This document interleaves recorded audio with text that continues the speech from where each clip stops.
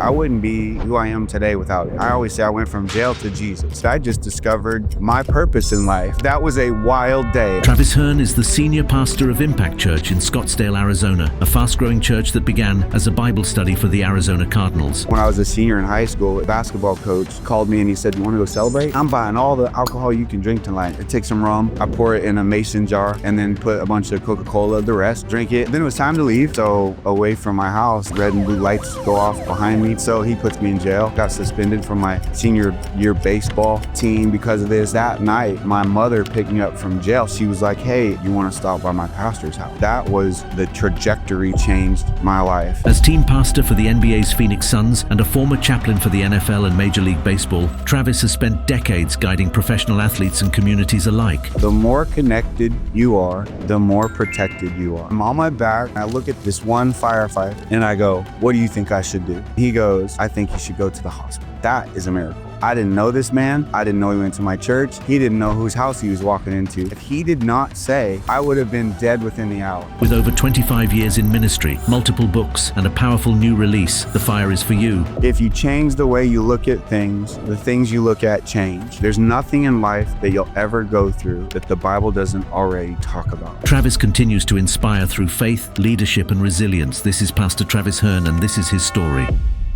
Welcome to Success Story. I'm your host, Scott Clary. The Success Story podcast is part of the HubSpot podcast network. They have great podcasts, but they also have great tools for entrepreneurs. That's why I've worked with them for over 3 years now. I want you to picture this for a second. You're at a party and someone asks you what you do as a marketer. And this is a lesson for marketers and even people that don't classify as marketers, because at the end of the day, everybody has to figure out how to talk about the product to grow their business. Whether or not you're formally trained or you're a solopreneur, you have to market. Now, marketers have a tough job because it's really hard to describe what a marketer is. Because if you think about what a day in the life of a marketer is, you have to generate leads, you have to score them, you have to contact them, you have to create content, you have to gather data, and tomorrow, you have to do it all over again, and then you have to wonder if it's even working. Marketers are spread way too thin. Anybody that does marketing is spread way too thin. Now, HubSpot has a collection of AI tools called Breeze to help marketers. They have features like Content Remix, where you turn one piece of content into all these different assets. You can also pinpoint the best products with predictive lead scoring, so you can know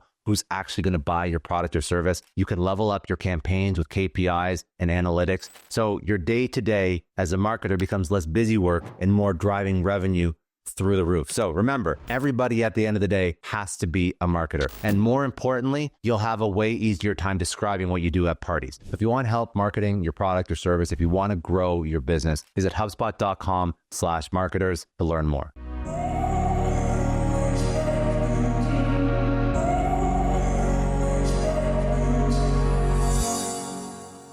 Think of a place, a thing that happened growing up that sort of really imprints in your mind that put you on the path that you're on today. For me, I always start with my mom, because my mom is everything, man. Like I like everything. My mom is my mom and my parent. Like, she's my mom and my dad. Like, she raised me, and she had a tough life, man. She was born in Frisco and never had a dad. She was born out of an affair. And then never knew her dad, never had a dad, never knew the dad. And then when my mom was 13, she lived in Southern California. And then her mother was raped and murdered and found in the hills of Southern California. And so that's really what got us to Arizona. So it's interesting because I'm not even alive yet. But then my mom moved to Arizona to live with her grandmother, her only, person she could live with, family member. And 3 years later, at 16 years old, she had me. And dropped out of high school, and she worked her butt off like my whole childhood. And so my mom has been an anchor for my life, and she's a woman of God. She wasn't always a woman of faith, but around my middle and high school years, she really got like this fire for the Lord. Like, she's going to church all the time, and I was like, dude, this is weird. Like, I thought it was weird. I'm like, my mother is at freaking church every night of the week. Like, she's a radical. Like, who is this woman? And I was an athlete. So I think I found through brokenness, my mom's first marriage, a lot of alcoholism, a lot of stuff, abuse, verbal abuse, anger issues. But they were young and they were dumb, and they eventually figured it out. And That marriage didn't last. In the next marriage, my mom was in her second marriage, and I have two half sisters out of that marriage. But then he, in year 13, cheated on my mom and got another woman pregnant that my mom worked with, and and so that child is now in his mid-20s, and my mother took him in like one of her own children. I mean, she's when I say incredible, dude, incredible, like incredible, and really shows love like what I think God would show love, like, just um so yeah, I grew up. I think I found therapy in like my affirmation in sports, and so I was the best. I was the quarterback of my football team, the point guard of my basketball team, the catcher for my baseball team, and I don't know that, like, back in the days when we could all play three sports and not have to play one all year round. But I think I found like something that I needed because of the brokenness in my life. And I was like, dude, if I'm great at sports, then people like me, people love me. And realizing how surface that is. And man, partied through high school, middle school, drinking, I mean, smoking like many. Yeah, for most, probably like most. And yeah, man, I mean, just really was that kid that from the outside looked like maybe I had my crap together, and I really didn't. And I was kind of chasing the wind, and like then when I was a senior in high school, it's a crazy story, but my basketball coach for 1 year, 45-year-old man, he called me and he said my car broke down.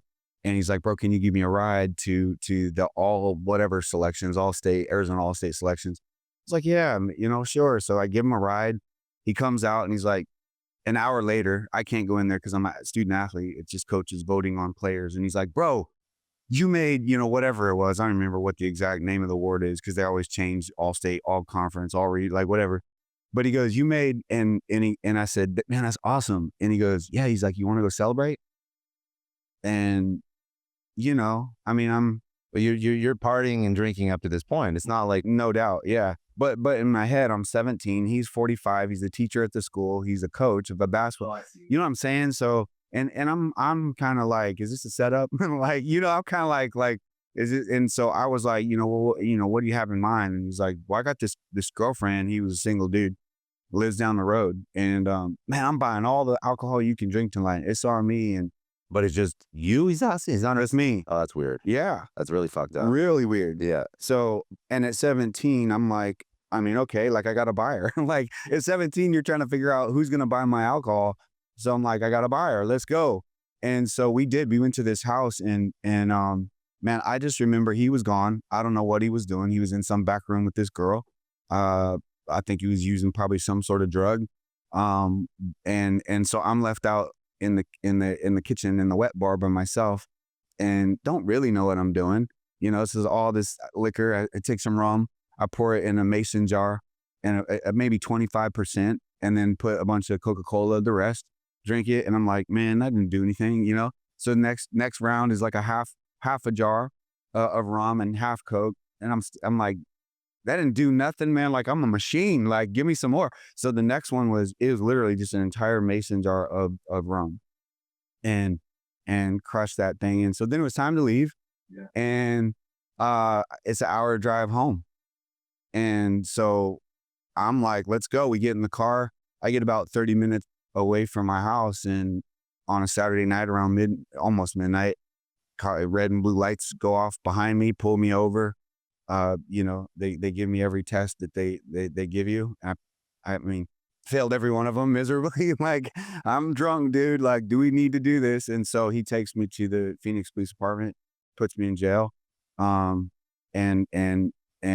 it was bad. I mean, it was a bad thing. I got suspended from my senior year baseball team because of this. I got, hit with suspended driver's license for a year. I got hit with 280 hours of community service. So that's where I come from. And it was that night that my mother picked me up from jail. And I told you, she was like, dude, crazy on fire for this dude named Jesus. And that night she was like, hey, we got back home. She picked me up and she's like, hey, you want to stop by my pastor's house? And it's Saturday night, 12:30 p.m. or a.m. And I was like, okay. And I didn't know what that meant. All I know is that, I've kind of screwed my life up here. And so, man, that night I made a commitment and prayed a prayer to acknowledge Jesus is my savior. And that was the trajectory that changed my life. It's so interesting how, like, you know, the people that sort of come in and out of our life, especially at a young age, they can radically change the course of our life. And you would have hoped that as a kid playing sports, a coach would be a positive an influence.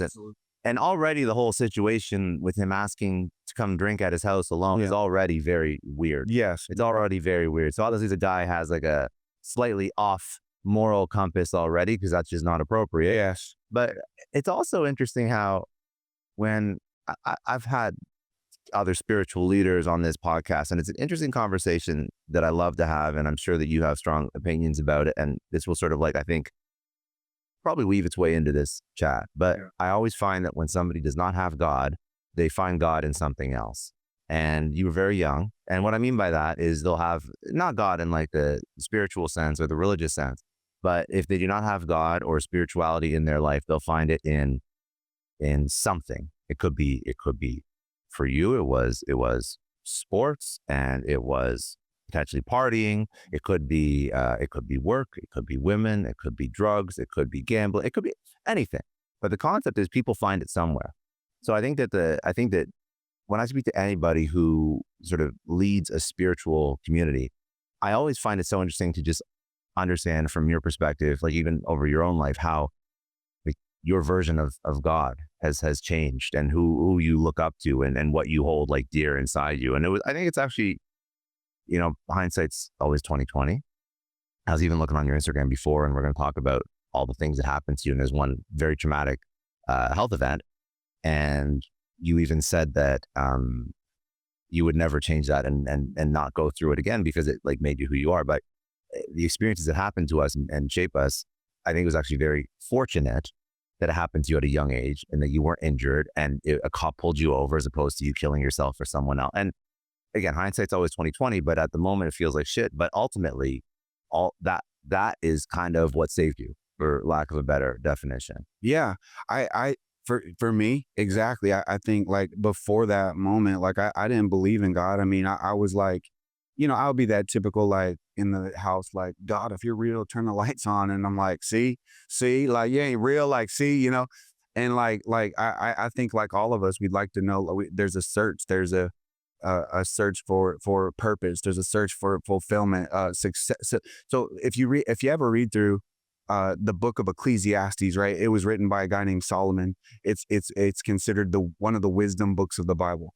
So like Proverbs is a wisdom book, but so Ecclesiastes, the whole book is about Solomon on a quest to figure out purpose and fulfillment. So it's like, it's as old as humanity. We all want it. I want to know what I'm supposed to be here for. Like, I ended up on this earth. I didn't choose to be here. You didn't choose to be here. Like, what am I supposed to do? What is I always say that I'm created for purpose, on purpose, for a purpose, right? Well, everybody is.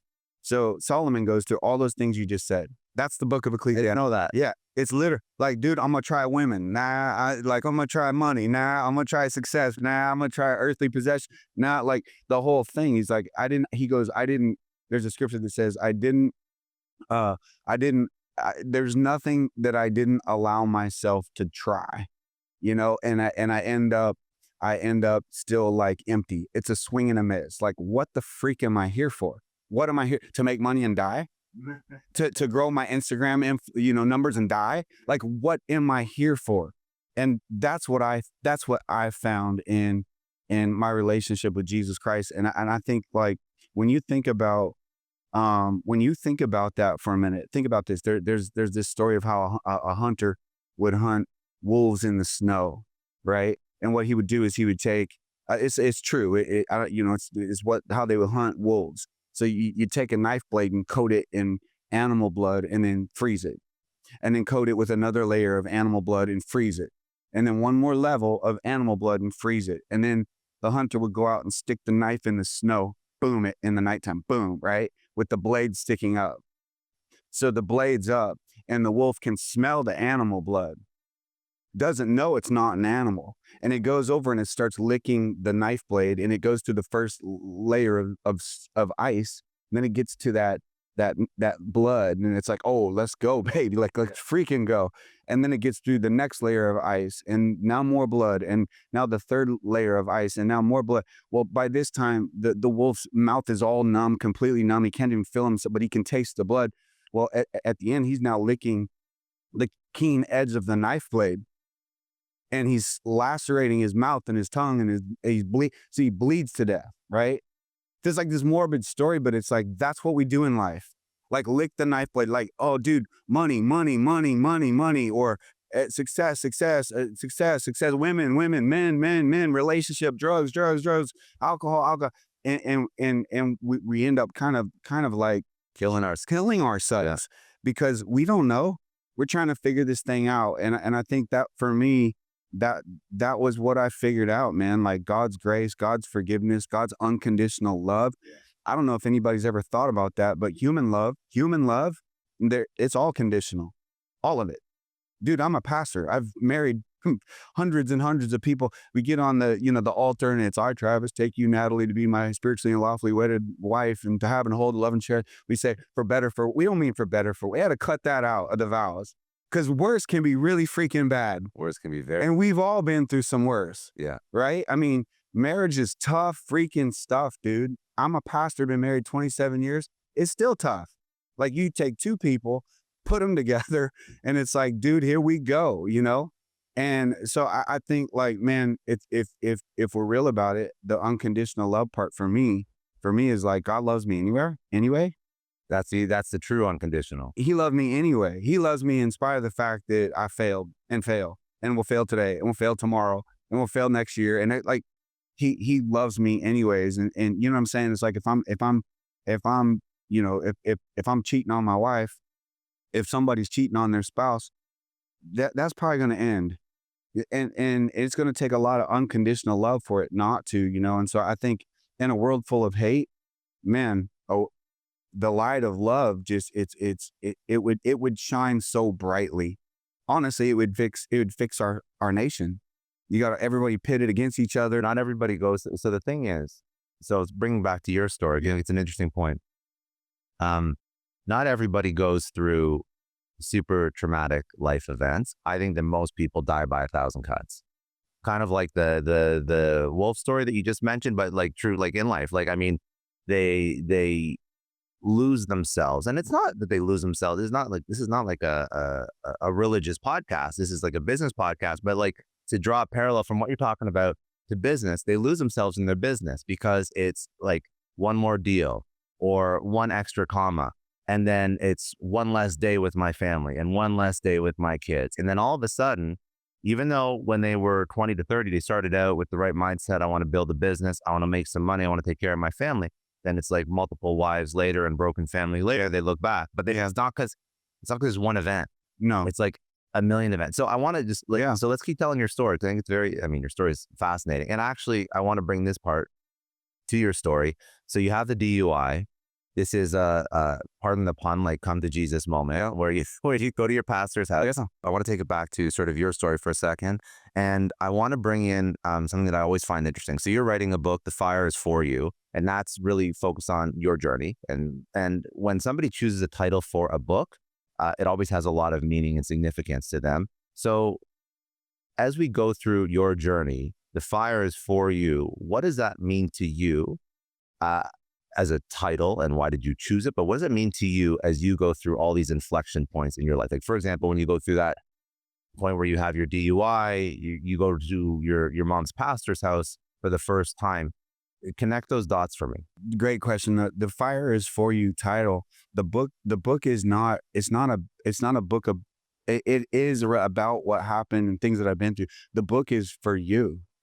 The book is for the reader. The book is because every one of us go through fires. Right. So you just said, like, you have a business or you're chasing. We all do that, man. Like, man, I want to build a great company. The church is a business. The church is a ministry, but it's a business. It is a corporation. It has money coming in, money going out. You know, I've got 50 full-time employees, probably another 50 part-time employees. Like the church is a business. You growing a church. Yes, it's ministry, but there's this business. We have HR department. We got to, conform and abide by laws and all these things.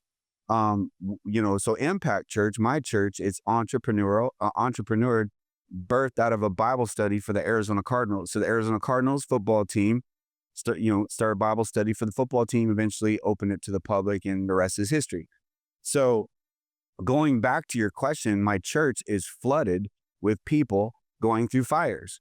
So is this nation. So is this world. Man, I'm going through depression. That's a fire. Anxiety, fear, guilt, worry, shame. Oh my gosh.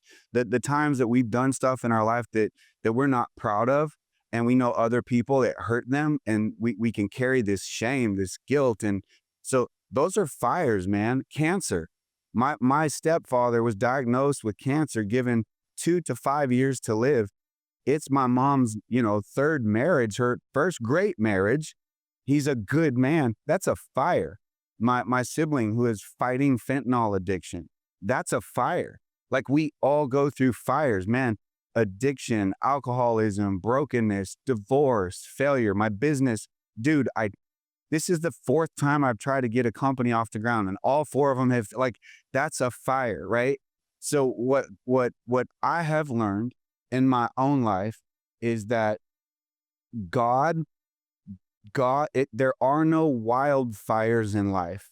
There are only controlled fires. Meaning, Scripture, whether somebody believes in it or not, you can't deny the things that it says, the truth, the little nuggets of truth, like thou shalt not murder. Maybe you don't believe in God or Jesus, but I mean, that's a pretty good rule to live by. Doesn't matter if you don't believe in God. Yeah. Don't murder. Don't commit adultery. I mean, that's kind of good. Don't lie, don't cheat, don't steal, don't. But one of the scripture, a couple of them, but it talks about how we get put in the fires to be tested, and that fire purifies us, right? It refines us. So the fire of brokenness that I went through, the fire of that failure, that's going to refine me, because I'm not doing that ever again. So that's refining me, right? The fire of whatever, infidelity, or the fire of cheating, you get caught. Okay, well, that sucks. We're human, man. We have all done human stuff, but hopefully we learn from that and we go, man, I need to change some things about who I am. Maybe I need some therapy. Maybe I need some counseling, right? And so the fire being for you, it purifies you. It hopefully it burns out the moment. It doesn't feel like it though. In the moment it's hot, it burns. It feels like the house is going to burn down. See, in the Bible, it uses 3 metaphors for trial. It uses storms, it uses valleys, and it uses fires, right? And so the fire is for you is a book for people to go, dude, I've gone through some hell, and this book is going to help you get through your hell. I've gone through some hell too. Being a man of faith doesn't exempt you, doesn't put an umbrella of dude, this is life. This is in heaven. It rains on the just and the unjust, and good things happen to bad people and bad things happen to good people. And so, going back to your story, the fire is for you. That's what that title means to me. Cause 2 years ago, I went through the fire of my life. My family, we went through the fire of our life, and it almost killed me. So, and we'll talk about what that fire was in a second. I don't want to go there just yet. I want to just point out. So even when you're getting that DUI, and kind of just tying back to something that I mentioned about, if it didn't happen, who knows when it would have happened, right?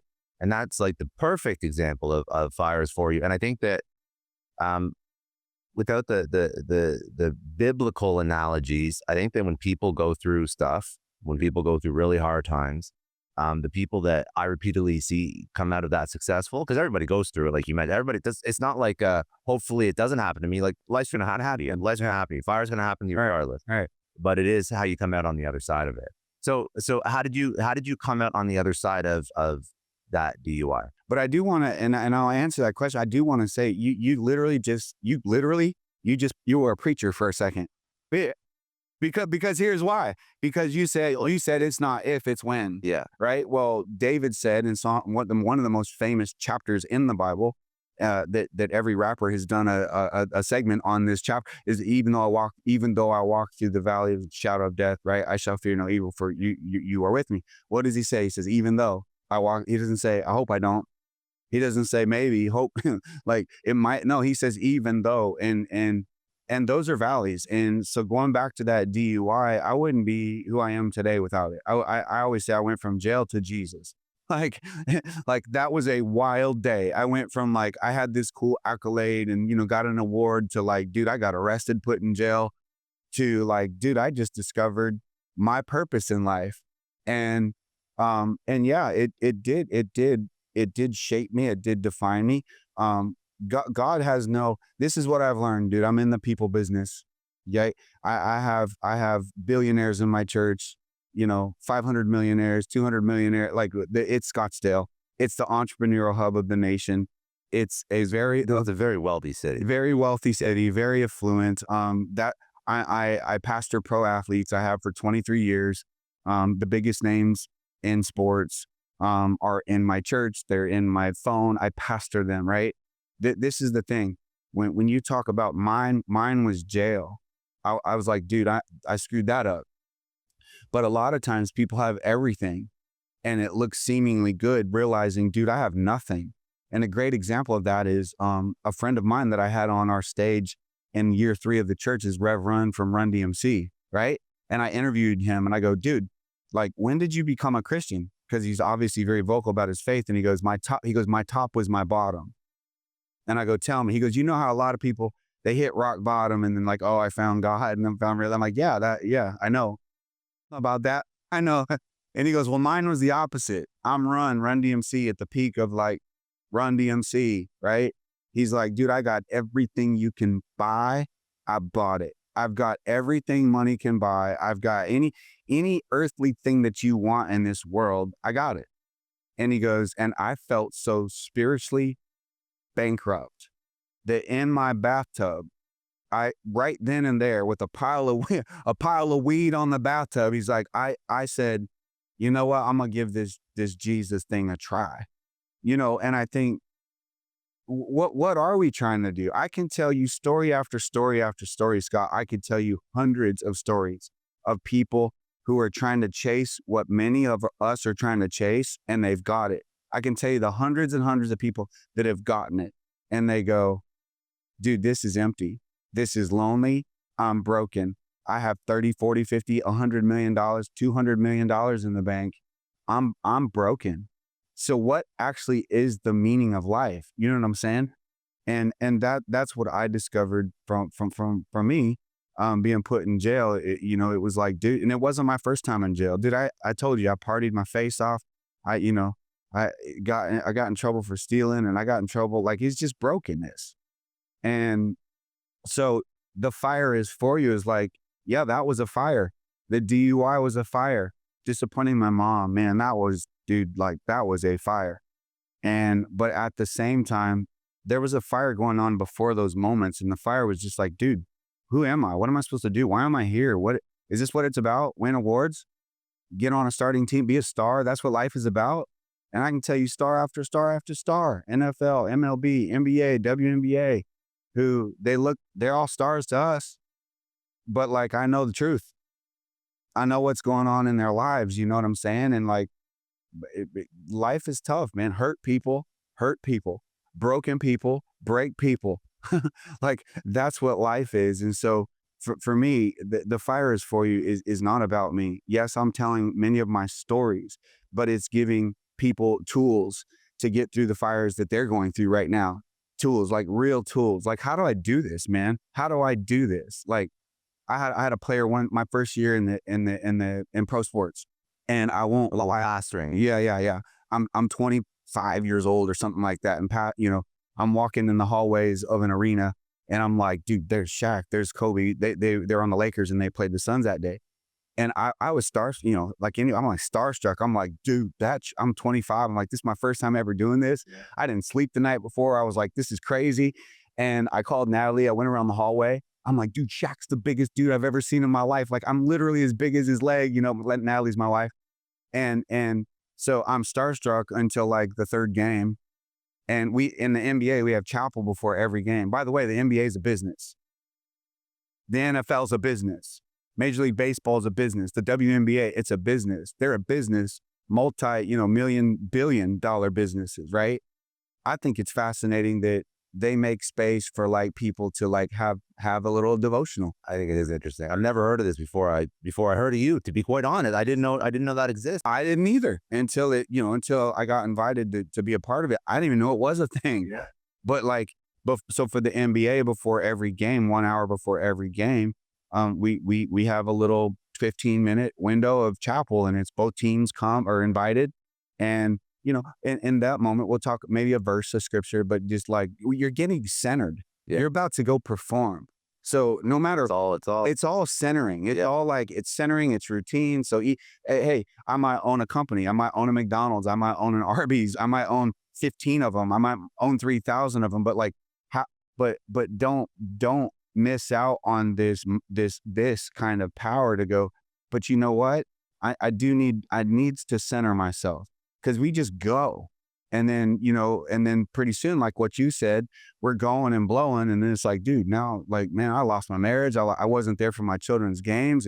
But man, I made a lot of wealth. Yeah, but then you wonder, what's it for? And then you're wondering, what's it for? You mentioned like, okay, so you lay out a whole bunch of tools. I think that what is really interesting is throughout your life after that point, obviously then you kind of have this upwards trajectory where, like I'm sure that a lot has happened since that age, but you're building out a church, you commit to this full time, for lack of a better word. Yeah. On that journey, what is the thing that keeps you from maybe delineating from that path? Because I think that, again, if people have these moments where something happens and they want to be better, I find that a lot of people just go back to their old habits. So I know people that have DUIs that definitely just keep drinking, no doubt. And not everyone who gets a DUI and gets arrested builds a great church and a life out of this, right? So what's the tool, at least when people do have this moment and they get dumped because they're cheating on their spouse or whatever it is? This is so great. Okay, so here it is. So you're little about this is so great because there's a guy in the Bible, in the New Testament. His name is Paul, the Apostle Paul, who wasn't a believer. He was a persecutor of Christians. He would drag Christians out of their house and go door to door and would have Christians imprisoned and murdered, right? Well, then he becomes one. And he becomes the greatest like Christian evangelist that's ever walked the planet, right? Well, he says in this book called Romans in the Bible, in Romans chapter 7, here's your answer. This is crazy. You're part of your answer. He goes, in Romans chapter 7, he goes, I don't understand why I do what I say I'm not gonna do, and I don't do what I say I'm gonna do. And then he goes, it's like this wrestle between sin, and it's like this war in me. Dude, yeah, right? All of us, pastors included, priests, popes, bishops, like everybody, like we all have that wrestle. And so, like you said, a lot of people go back to it. What's the answer? What are the tools? Here's some tools. First of all, you got to get sick of yourself enough to do something about it. You got to come to a place where like, I'm tired of this. I'm sick of this. Then you've got to make sure that first of all, it's humility. And then it's accountability, but you can't have accountability without humility, and you can't have accountability without vulnerability. So those three things: humility, accountability, vulnerability. I'm going to say, hey, Scott, there's this area of my life that I'm struggling in. That's humble, man. To tell you like, dude, I got an issue. That's humility. To pick up the phone and go, I need to call a therapist. That's humility, right? But once I lay out that humility, because I'm vulnerable, you can't have accountability without vulnerability. I can say, dude, I'll hold you accountable, but you're never vulnerable enough to tell me your crap. So you won't even know what to hold me accountable for. Yeah, exactly. And that's scary. It's vulnerable. It's you got to walk in humility, right? But that's the key. So when I decided to go on this Jesus route and like become a Jesus freak, like I'm out playing basketball, 3-4 weeks after that at the gym, and I'm trying to shake and bake this dude and cook him, and he reaches in and he fouls me and it hurt, and I said, like, and he's like, you mean shoot? And I looked at, cause he was a pastor. Yeah, yeah. And I go, no, I meant, I said, that's not what I meant. But that accountability, like surrounding yourself with people that are also for you and not against you. And there's that, man, that's tough to do, especially, cause everybody has motives. And what's your motive for wanting to be my friend? What's my motive? So I think that the people that you're around, you got to be careful, prayerful about who's in your circle, right? The old saying, show me your 5 closest friends, I'll show you your future. It's the same with friends. It's the same with business. Hey, somebody's spouse, make or break them. Somebody's wife, make or break them. Somebody's husband, make or break them. Like, dude, the people that you're around. So I think those 3 things, the humility, the vulnerability, and then the accountability. It's not the people piece is tough. People piece is very tough because I think that you mentioned like everybody has incentives. Everybody has like a motive. Excuse me. Everybody has. But that's a great word too. Incentive. Yeah, incentives is another good word. When you think about the people that have sort of impacted your life, what would be the main difference in the people that ended up being like a net positive versus a net negative? Like, how do you find those people? Because again, like you're going through life, we don't always know until we know, and we trust the wrong people a lot. Yeah. More often than we should. So when you look back at all the people that have had major impacts, because I would say the people in your life have had not just like minor impacts, they've probably like changed a trajectory for better or worse over different seasons of your life. So what do you notice in those people? Or even in, a concrete thing, our mutual friend, yeah, Cody, we just had this conversation this morning on the way over here talking about that very thing. The people that have, I was telling him, I said, Devin Booker's, the star of the Phoenix Suns, one of the top 10 stars probably in the NBA. When Devin was interviewed about, I think it was a year ago, might've been 2 years ago, but I saw him say that the reporter goes, who's some new friends you've made this year? And Devin goes, I don't make new friends. Just as serious as a heart attack. And I felt that because, when I'm a nobody, then this friendship it's pure. And I ain't got nothing to offer you, but like who I am as a human being. When you become somebody in the world's eyes, now it's tricky. Like, so yeah, who would a pro athlete that single date? Who would a celebrity go? Yeah, I'll, like, you know what I'm saying? It's a tough world because of motives or incentives. What do I get out of it? And so, my circle, dude, is super small, and I don't make a lot of new friends. I love everybody. Proverbs talks about friends, a lot about friends. It talks about 2 types of friends, right? There's close friends, casual friends. Casual friends are a result of circumstance. They're on my team. They're in my club, at the gym. They're in my family. Like, okay, I gotta stay if I don't own that person, but they're in my family, and they're a result of circumstance. And then close friends, they're a result of choice. I'm going to choose you to be my close friend. What am my choice dependent on? It's going to be your character, who you are as a human being. My pastor that was my pastor at 17 years old, he's still my pastor. And he's not some big name, big celebrity pastor. He pastors 100 people, man. He is the most in highest character, man of integrity still to this day that I know. Like if he were walking across the parking lot and there was a gum wrapper on the ground, he's picking it up. Like he is humble. He's just a people person. So I've got a group like that I've had, man, for 30 years, and it's still my group. They're still my people. My wife, the Bible talks about do not be unequally yoked. Now in the Bible, it's talking about like, if you love God, you should probably marry somebody that loves God. If you believe in church, but that's true for everything. Equally yoked in business, it could be like, well, I think this way, but I think that way. Here are my moral compass as a business owner, but I'm thinking about partnering with this dude who has no moral compass, right? That equally yoked also holds you accountable. So my wife, dude, she was a crystal meth addict coming out of college, went to University of Arizona. She had the same experience where she discovered a relationship where we came together, Well, the equally yoked isn't just the God thing. It's like, okay, we're not going to drink. We're not going to use drugs. Not that we have a problem, people drinking like that, but we have a problem drinking.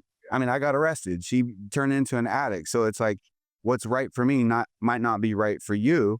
So that equally yoked part, it's a big deal, like I'm running the same direction you're running. Yeah. And I always say, listen, if anybody that's single that's watching and you're looking to mingle but you're single like a Pringle, you want to find somebody that's running the same race and preferably at the same pace. Now you got a beautiful marriage, man. I mean, I'm 27 years into my marriage, and dude, I couldn't do it and I wouldn't be where I am without Natalie. I mean, she is incredible.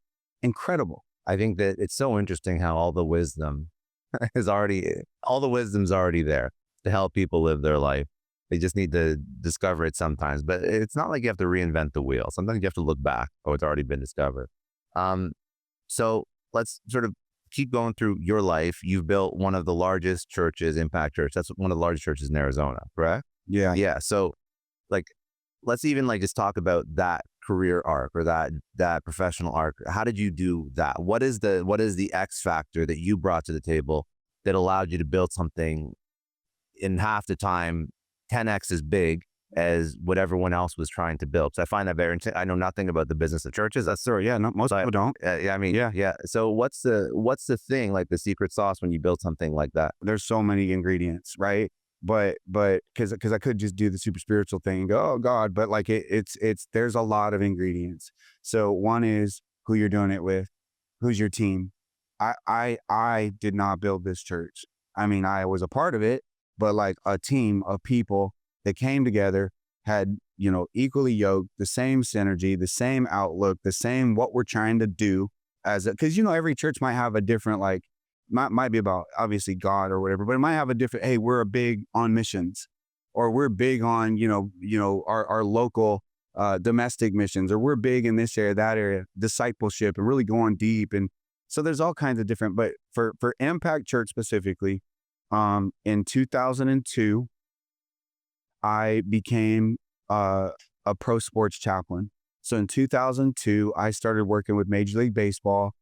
Arizona's like, the spring training heaven of the nation, other than Florida. But so I started with Major League Baseball and the Phoenix Suns. So I'm still the pro chaplain for the Phoenix Suns. I let baseball go because the church got too big. But I did the Kansas City Royals spring training for 8 years, majors and minors. And then I did the Oakland A's for 4 years, majors and minors. And the church just got too big, too many services. I had to let it go. And so I met a guy, Andre Wadsworth, who's from Florida. He was a Florida State walk-on. Nobody gave him a shot. Andre Wadsworth, he not only becomes a walk-on and earns a roster spot, he ends up earning full ride for the next 4 years. Then he ends up being the number 3 draft pick in the NFL, which is insane. Like a guy that didn't even get recruited to, 4 years later, it's the draft pick is Peyton Manning, Ryan Leaf, Andre Wadsworth.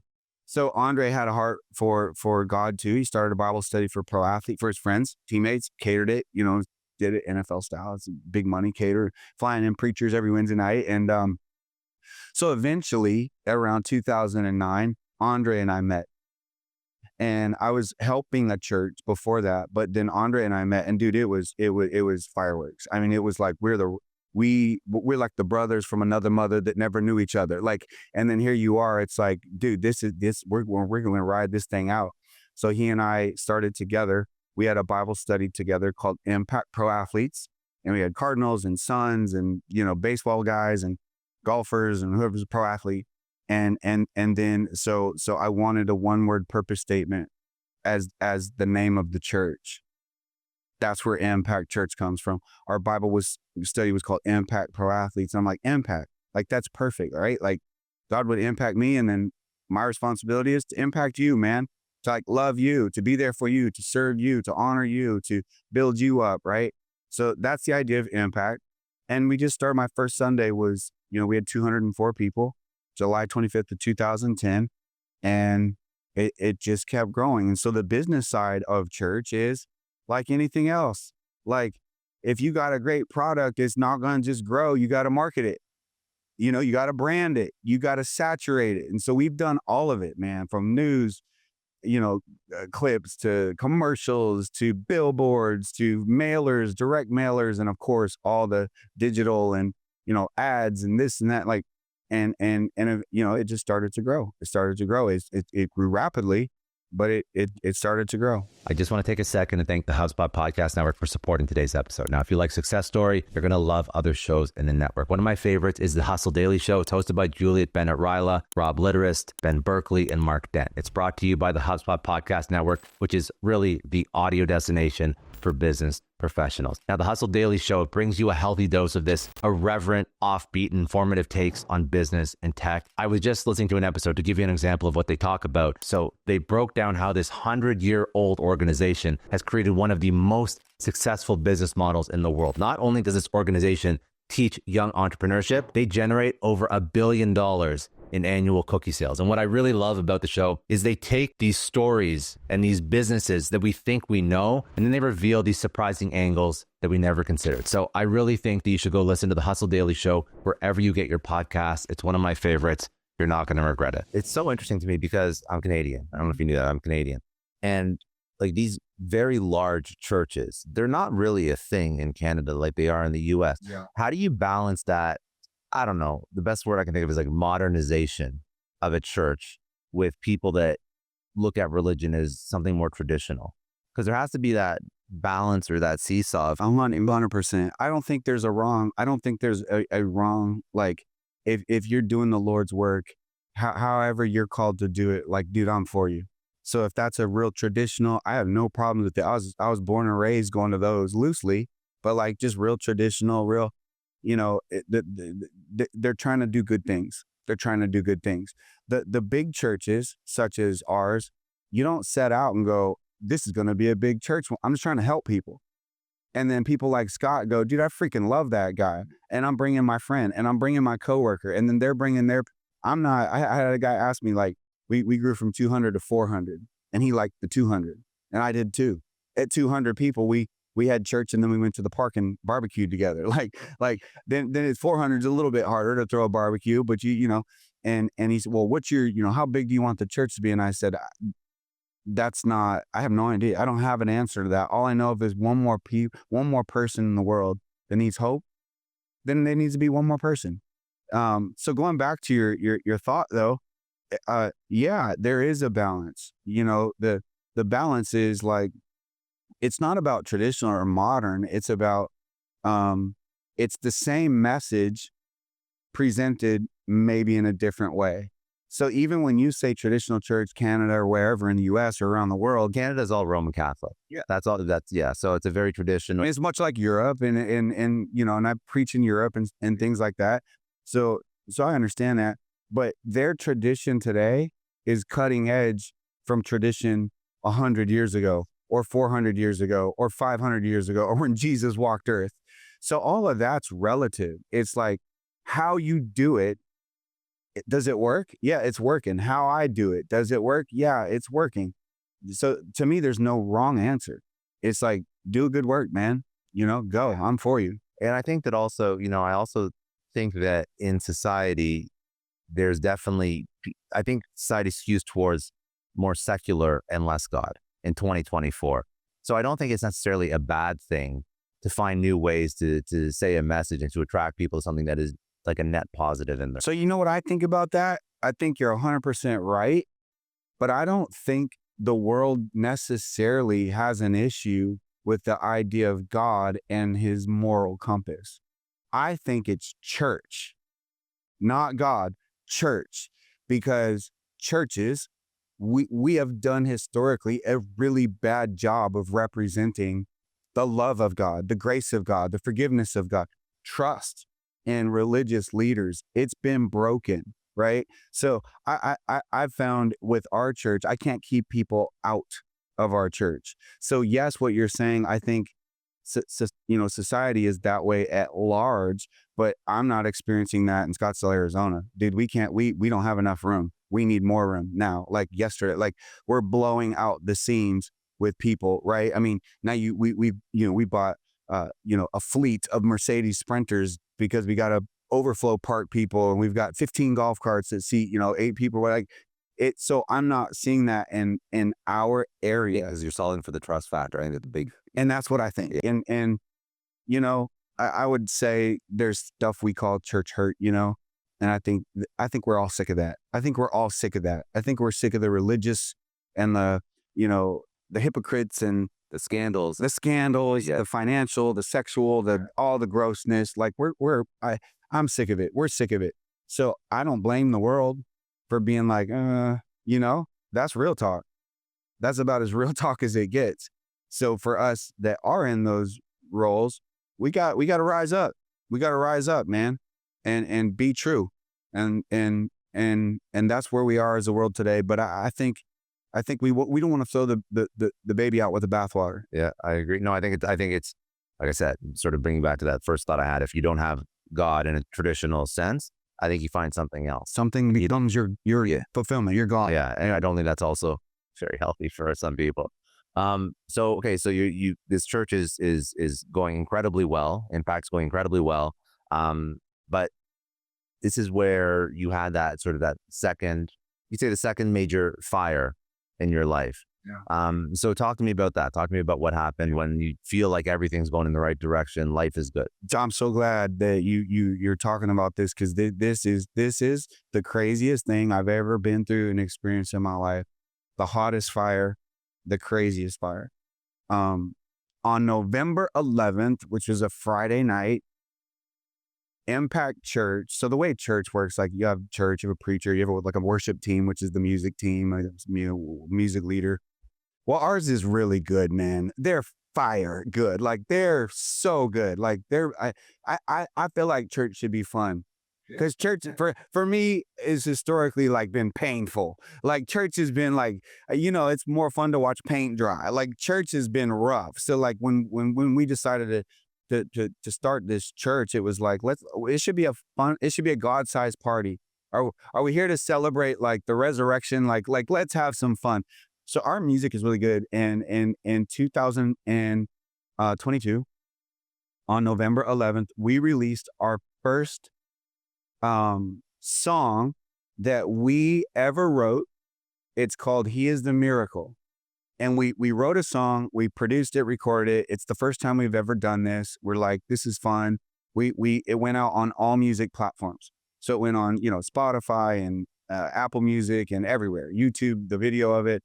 It's called He Is the Miracle. We are so excited. So then on Sunday, I preached a sermon titled He Is the Miracle. And this is what I opened my remarks with. So I said, I believe God still does miracles, right? I believe it. I just still believe he does modern day miracles. And then our song, it started to chart on the iTunes chart. So if you go in like iTunes and go to the charts and then go genre and then they go to the Christian music genre, our song started to chart. It went into the top 200 and we were like, dude, this is freaking cool. Like what? Like we didn't even know what we're doing. Like this is fun. And then it went into the top 100 and then it went into the top 50 and then it went into the top 25, top 10. And it went all the way to number 1 on Sunday. Congrats. Bro, wild. I know it was wild. So like, man, we were on cloud 9. We're like, this is like the ultimate emotional and spiritual high. Like we're like, dude, we've never done this. Look what's going on. Then Monday, my wife and I got up. We're exhausted from a long weekend of church. We go get ice plunges. We go sit in these, metal tubs with sheets of ice and doctor supervised. And you got to sit there for 2 minutes. I'd never done one. First one I've ever done. And like, I'm a competitor, dude. And he's like, you don't have to get to 2 minutes. I'm like,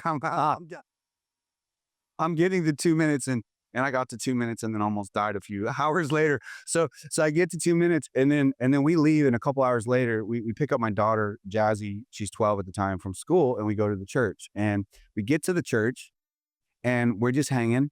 We're never at the church on Monday. That's our day off. A lot of pastors, Monday's their day off. So we go to the church and Natalie, my wife, she's going to do some work that she needs to take care of. And I'm going to take my daughter, Jazzy, to Target. And she wanted to buy some stuff for school. So I have a handful of grapes, like big ones, like big green grapes. The land is Yeah. And I'm eating these grapes And then I dropped a grape, right, out of the bottom of my hand. And I'm like, my hand felt a little like sluggish. Like I thought it was like from maybe the cold plunge.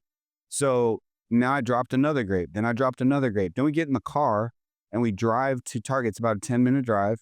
And I'm driving, but I'm still dropping grapes. As a matter of fact, I saved them.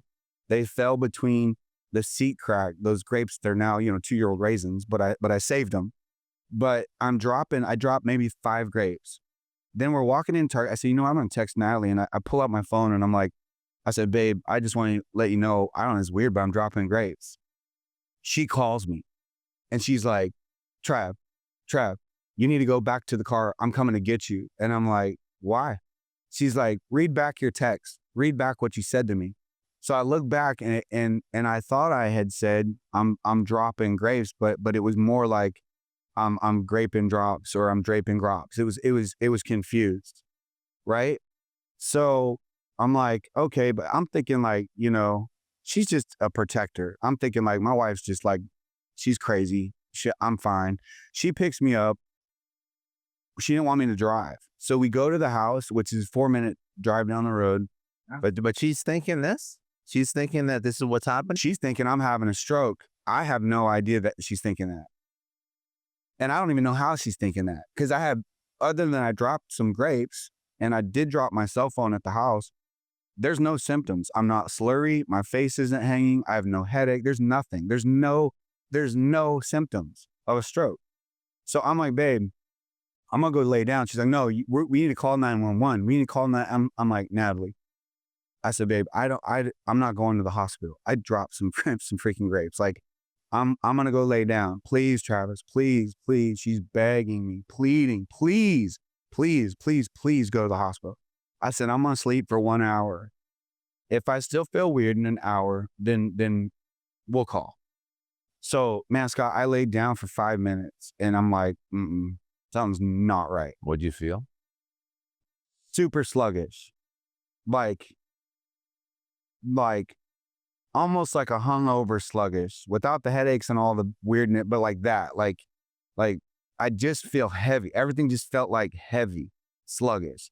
So I get up and 5 minutes later, I didn't sleep and she happened to walk back in at the exact same time. And she's like, I'm calling. I said, okay. She walks around the hallway and I hear her go, I think my husband's having a stroke. And dude, I was like, what? Like, I'm not having a stroke. And then they said, well, if you think so, he needs to lay down on his back. So I'm laying down on my back. Dude, paramedics were at my house within 3 or 4 minutes. That like they must have been happen chance down the road because they were there so fast. And I got paramedics in my house. They do all the tests on me. I test out perfect. They even do a stroke test and I passed the stroke test. So now Natalie's begging them that I should go to tell me to go in, because she knows I'm not going in. So I'm on my back and I look at this one firefighter and I go, what do you think I should do? And he goes, Pastor Trav, as a member of your congregation, I think you should go to the hospital. And dude, that is a miracle. I didn't know this man. I didn't know he went to my church. He didn't know whose house he was walking into until he got inside my living room and saw me. And if he did not say, I think you should go, I would have been dead within the hour. If I would have taken a nap, they said I would not have woken up. So when he said, I think you should go, I said, okay, let's go. I'm on the stretcher, getting wheeled out of my house.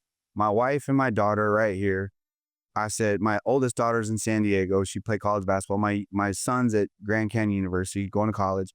So my wife and my younger sister, and I'm like, hey, I'll be okay, guys. Like, I'm trying to comfort them. Like, Daddy, if you could just get checked out, I'll be right back, and brother, I got on the ambulance, put in the ambulance. I don't remember anything. That's how fast. That's when it actually. Yep. 5 minute ride to the hospital. They do a brain scan. They call Natalie and they say, your husband's brain is aggressively bleeding. This is a bad situation. Matter of life and death. We need to helicopter him to a level 1 trauma center that specializes in, neurology. So my wife met me at the helicopter, and I told you Andre Wadsworth, who's my best friend, and they were both at the helicopter. I don't even remember much of that. I mean, I do remember them being there, but it's almost like the way I can describe it is like you're so drunk, almost blacked out, but not quite there yet. It felt like I'm in there, but I'm like way down in there somewhere, and I'm like, I can't talk. Now I'm like, like I've lost my speech, I lost my cognition, my memory, my motor skills. My wife took a picture of us right by the helicopter because she said, dude, I do this every time. It doesn't matter how many times I tell this story, I cry. But she said, I didn't know if it's the last time I was going to see you. I didn't know if it was the last picture the kids would see you. That's how freaking crazy this was. So I get to the other hospital and, I'm hospitalized. I'm in ICU. And, the very miracle we sang about and the very sermon I preached on, I needed it in my own life the very next day. I needed, God, if you are really who you say you are, I'm in need of a miracle. But I'm in the state of a vegetable. So, on one of the days, I don't even know what day, because this is all what my wife has told me and other people that were in there, doctors and stuff. They said, hey, listen, the particular stroke your husband had, it's the worst stroke you can have. It's in the worst area you can have it. Because your brain, you could bleed here and it might affect your memory. Bleed here, it might affect your speech. Mine was in the basal ganglia area, the brainstem, the top of the brainstem. So it affects everything. And there's nothing they could do. They couldn't go in and do anything surgically or anything because of where it was. How do they keep you alive? I don't even know, man. I mean, I was on medications. I was very closely monitored. They told the doctor. So when I can't talk, blah, blah, blah, blah, I can't lift my arm, my leg. I can't remember. I don't know anything. They told my wife, hey, we just want you to be warned that the effects of this particular stroke are irreversible. Like, can you imagine being by your wife's bedside, or like a wife being by her husband's bedside, and your doctor goes, yeah, by the way, this is your new husband, basically. Meet your new husband. And so my wife is a woman of faith and belief in God, and she was not going to own that, because words are powerful, and doctors are powerful and smart, and they're experts in what is normal.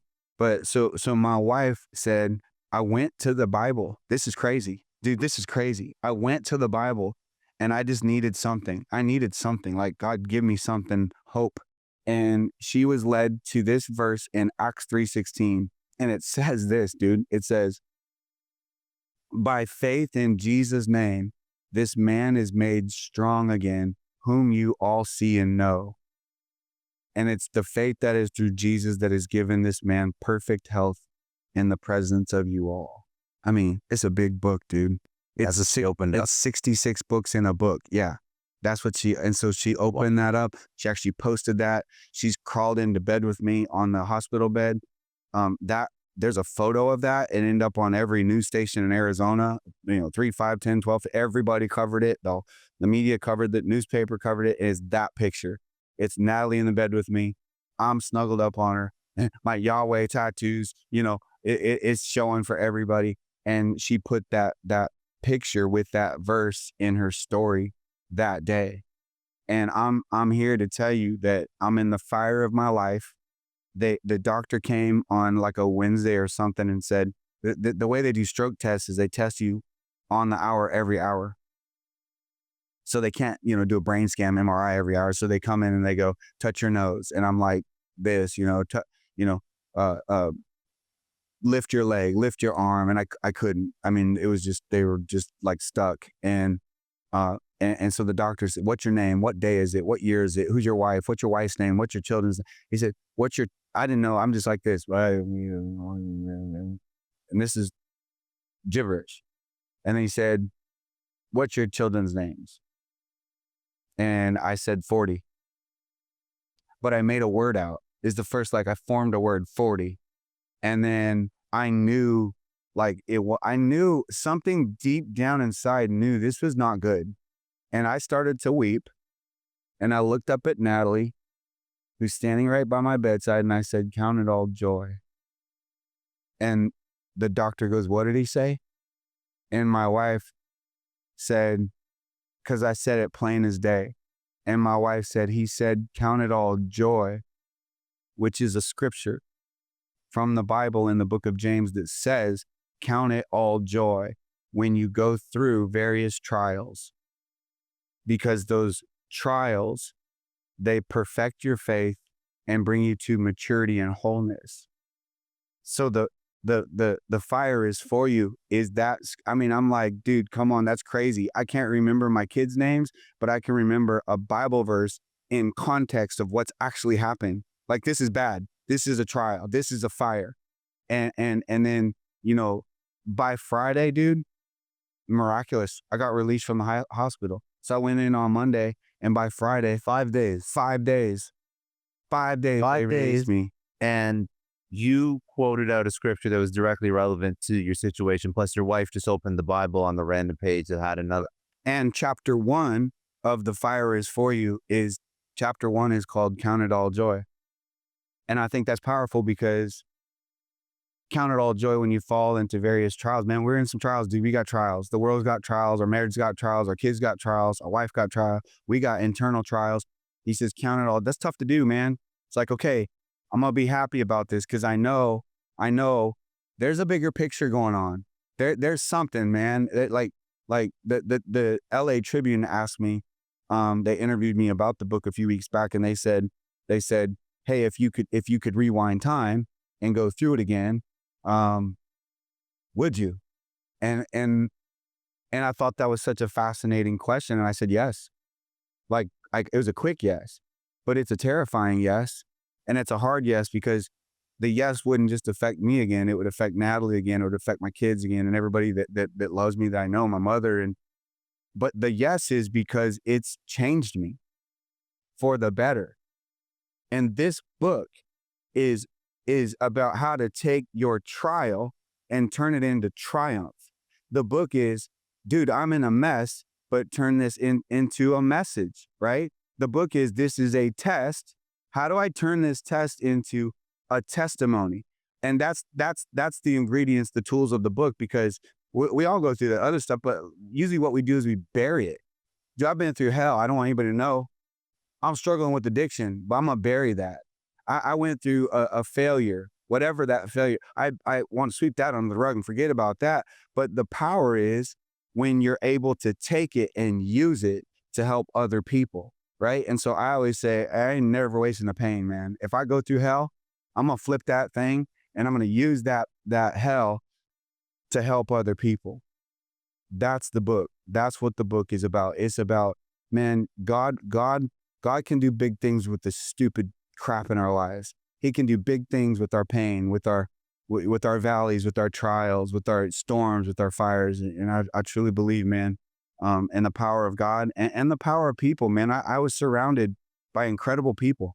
I went through 6 months of therapy, 6 therapies every day for 6 months, minus Sunday. And we going to physical therapy and hyperbarics therapy, speech therapy. I couldn't speak well. I'm a preacher, dude.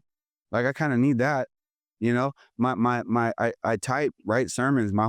You could have stabbed me. My arm, I wouldn't even have known it. My leg, it numb top to bottom. Absolutely numb. You could have lit me on fire and I wouldn't have known it. So I'm out 2 years later, and the whole right side of my body, it's still got numbness, but it's not. Still now today, you still now. Mm-hmm. But I mean, you function. You're living. Yeah, and it's like figuring out how to do this, the same call a different way, right? Like we reinvent ourselves, but my purpose is still the same. Yeah. So it's like, dude, I'm getting frustrated writing these sermons because my hand doesn't function like it used to, you know, and I can't type and I can't think and it just comes out. Like now I'm like, ugh, you know? So now I got this little headset and I can talk and type. So I can be like, you know, hey, Scott Clary got the coolest podcast on the face of the planet. And by the way, we had a great time hanging out, and it spits it out just as fast, you know? So it's just like, kind of like there's so many times in life we got to pivot. This is the first thing that happened to you that you would consider a miracle? No, I could write a book called Miracles. My wife and I have been married 27 years. We got married. She got diagnosed with a female disease called endometriosis. Yep. And she's 27 years of dealing with it still to this day. It's bad. Doctors told us you're not going to have kids. We had kids. You know what I'm saying? So like, I could go on and on and on and on and on about the miracles.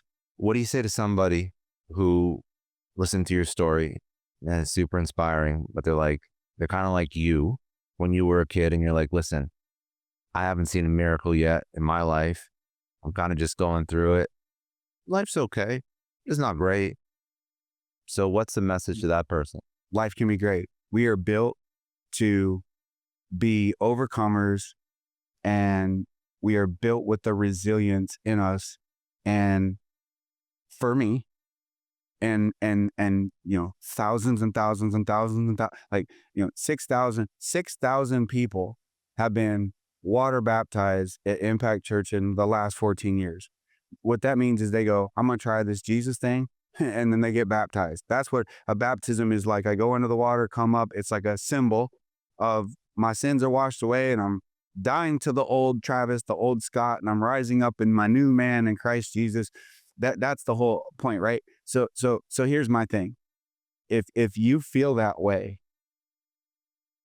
give Jesus a try. That's my thing. We've tried it all. We tried it all, man. It didn't work. Alcohol didn't work. Prescription drugs didn't work. Depression doesn't work. Fear doesn't work. Worrying about life all day long doesn't work. Like, that doesn't do anything for us, right? I mean, you know, women, men don't work. Infidelity doesn't work. Like, I've done it. You've done it. We've all tried everything, the world, the earthly. The one thing that I have found for me, and I will stand by it, and it's why I still do what I do today, is for me, Jesus Christ worked, man. It worked. And so I would just encourage whoever might feel that way, like, dude, stand strong, know that life can be amazing, and give it a shot, man. What do you got to lose? You know, give it a shot. Like, if it doesn't work, you go, well, that didn't work either. But like, you can't say it doesn't work if you've never tried to let him work, right? So I think for me is, and make sure you're surrounded by good community, man, good people, you know.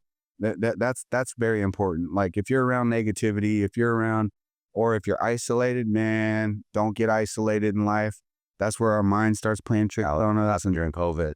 Yeah. Oh, COVID, no doubt. Isolation. We're all going crazy. Yeah. And the world's in a state of depression. And stay connected. I always say it like this: the more connected you are, the more protected you are. Right? So if I'm connected to good people that are there for me and not against me, and they love me for me, not what I can do for them, I can be vulnerable, I can be accountable, and I can walk with humility. So, man, your circle, keep your circle tight and keep them close. I want to take a second and thank Range Rover Sport for supporting today's episode. Now, let's talk about tools that match your ambition, that match the ambition of everybody who's listening today, who has taken risks, who has up-leveled their personal, professional development, who has tried to build their own thing.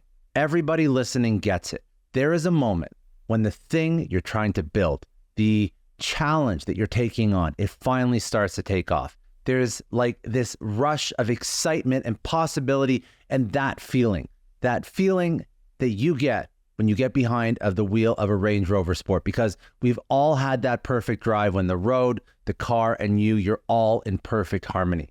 But that's not just by chance. The Range Rover Sport is designed to make every drive feel that way. And the Range Rover Sport is not just for impressing others, it's how you feel behind the wheel. It's how you feel when things are going the way they're supposed to go. Whether or not you're navigating city streets, you're exploring back roads, the Range Rover Sport combines refinement with a sense of adventure. It matches your own versatile lifestyle. With features like adaptive off-road cruise control, you can tackle challenging terrain with confidence. The dynamic air suspension always makes sure you get a smooth ride. It responds to road conditions for optimal performance. So from daily commutes to weekend getaways, the Range Rover Sport is ready for whatever you have planned. It's more than just a vehicle.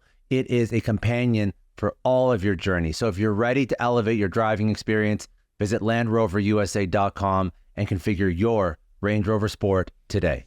What would be the message for somebody who is never considered God at all? Not just somebody who is dabbled, but somebody who's never considered God. Somebody who is focused on making money, even supporting their family. What is not the benefit, because that sounds like too salesy. I don't like the word benefit. What's the practice that person should include into their life that they're missing, and why? Great. So first of all, it's okay to make money. It's okay to have great business or 500 businesses. It's okay to be insanely wealthy if that's a goal you have for your life. I look at it this way. I've been teaching out of the Bible for 30 years. I didn't know anything about the Bible when I made this move at, the end of my senior year in high school. And I've learned about it, and I'm still learning about it. There's nothing in life that will, here's the answer. There's nothing in life that you'll ever go through that the Bible doesn't already talk about. All of it, all of it, everything. The challenge is the Bible's a big book. It's an ancient book, and so you're like, where do I even start? What am I looking for? And so I would just say this for those that maybe I was that guy, like, God, turn the lights on if you're real. Yeah, see, you're not real. Think about this. What we try to do is we try to logic or we try and logic. We try and like we have to yeah. We're trying to figure out, our finite minds are trying to figure out like an infinite being, right? Which is impossible. So you can be the smartest dude in the world, and you're gonna make. We're skeptical as humans. We are. Like, I mean, I got to see it to believe it. Well, that's not faith. Like, what I would say, think about like that. Here's just a small thought. I work with celebrities. That's a lot of my, big name people. Who is today in 2024 the biggest name on planet Earth? The biggest name? You can have your pick. You can do the Kim Kardashians or the Trumps or the Elons, but there's some big names there. Huge names. Yeah. Huge names, right? Is the name Jesus Christ bigger than those? I'd say so. Far bigger. Far bigger. Yeah, substantially better. In 2,000 years from now, will anybody know the name Donald Trump? No, because they've already started forgetting the Queen of England. Already. So if you don't believe, I'm just saying, I get it. I've been there, but that's pretty wild that 2,000 years after this man walked Earth, we're in Florida today. I live in Arizona, that people all over the planet all gather on a Sunday to not get an autograph from Jesus Christ, get a selfie, but to worship him. Yeah. That's crazy. So it's either the biggest lie on the face of the earth, and we're all that stupid to believe it 2,000 years later, or it's the truth. And he is who he said he is. Because nobody's going to remember, like you said, nobody. Maybe 200 years from now, 300, let alone somebody that his public ministry was only 3 years. 3 years from Jesus. He was 30 when he started. You want to talk about building business? It tells you in the Bible. You want to talk about building business? It tells you building character, building marriages, building children, building people. The Bible's a book of building, a book of building. Strategy talks about it in the Bible.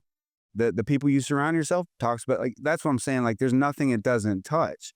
We just get in our own way, I think, at times. And, man, just seek, search, discover for yourself, start knocking on some doors, especially, man, if somebody's like, life's meh, life doesn't have to be meh.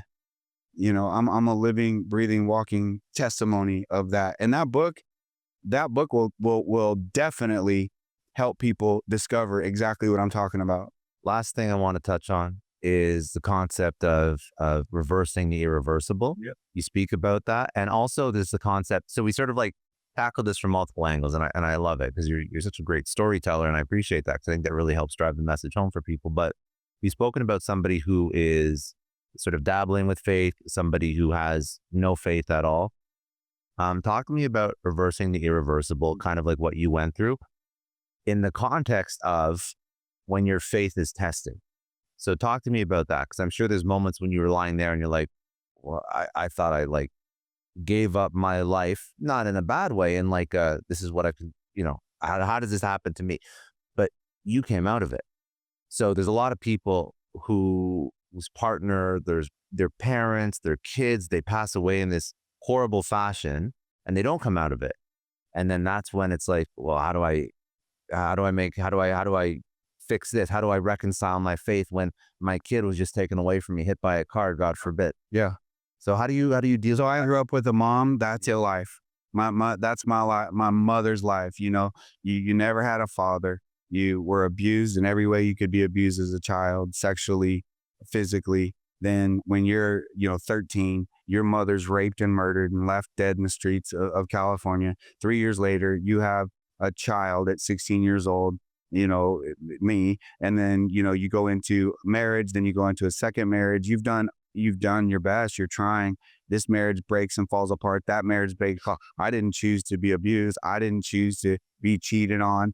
I didn't choose. Now, I had a stroke in November 14th of 22. 3 months later, my nephew, my mother's grandson, 12 years old, died. This was 3 months after my stroke. You want to talk about bad things happening to good people? Like, my family's been through hell and back, and we're in hell still to some degree on earth, and what I've found is that if you allow God to do what he's trying to do, there's still a reason, even as hard as it is. There's a pastor in California.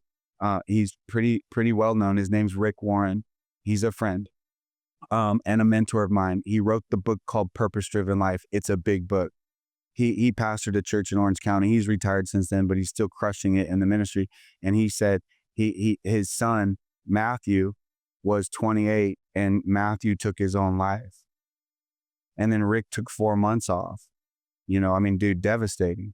His first sermon back, it was titled this, How to Get Through What You're Going Through. And bro, if anybody, it's Rick's, not mine. It's so good. Like, if you're going through, Google that sermon. It's so good. How to get through what you're going through, which is really what the fire is for you, is about. Like, the fire is not against me. It's not here to burn me down. It feels like it. I want to curse the fire. I want to pray the fire away.